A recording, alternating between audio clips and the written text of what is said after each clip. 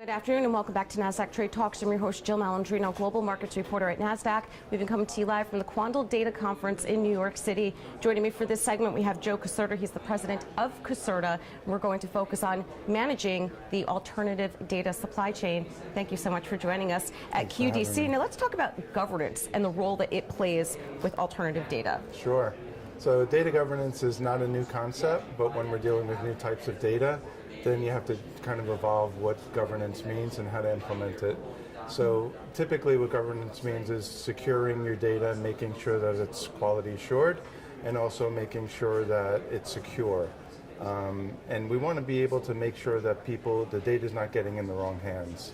So having an environment that's very, very controlled, where you can do things like have information lifecycle management and data access control and metadata management, all of these concepts are not necessarily new, but the way we implement it today is very, very different from the way we've been implementing it over the years. And the reason for that is over the course of the evolution of data, we've always had control over our data, like it was always internally used. But now, with the introduction of alternative data, we're getting data from all over the world, all different sources. So being able to ingest it, quality assure it, secure it, has to be very, very dynamic, has to be very, very agile. You need to be able to allow people to do data exploration and data discovery without getting in trouble. All right, well, what about the evolving landscape, the architecture of alternative data, and with the cloud as well? What are some tips with navigating that? Yeah, so without the cloud, it's very, very, very difficult. The thing that the cloud enables is the new concept called infrastructure as code. So now, when we have new data sets, we can very easily spin up an entire environment specifically for that piece of data and do it in a very controlled area.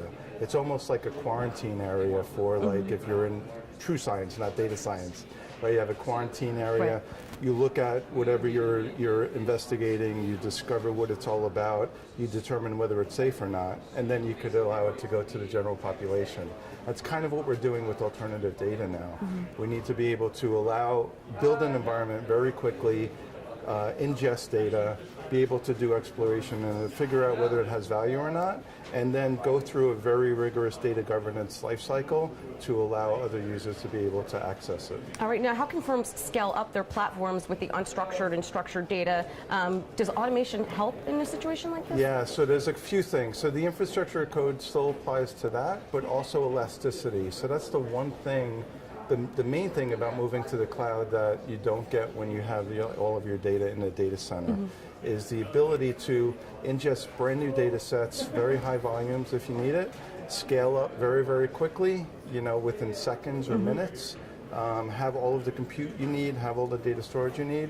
When you're done with that experiment, then you could spin it back down, right? And so it's very, very cost efficient and very, very expedient.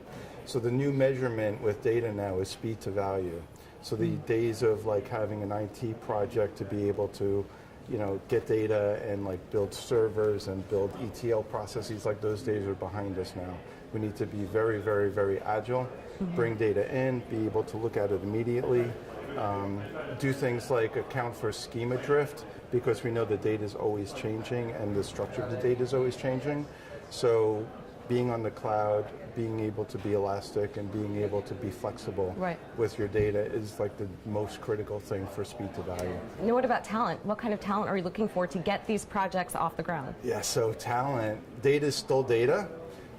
So some of the things like data governance, data security, data quality assurance, building data pipelines, the concepts are still very much the same as what I wrote in my book about this topic in 2004, but the way we implement these things have all changed, and the technologies have all changed. So now we need people who know things like Python, and who know things like machine learning, and these are new technologies. Some new roles. We have data engineers now versus data developers, and we have data scientists versus analysts, and so the evolution of data and the people around the evolution of data are also evolving. Oh, it's going to be so cool to see what happens over the next 5-10 years and beyond. Thank you so much. Yeah, sure, my pleasure. All right, and thank you for joining me throughout the day. I'm Jill Malandrino, Global Markets Reporter at Nasdaq.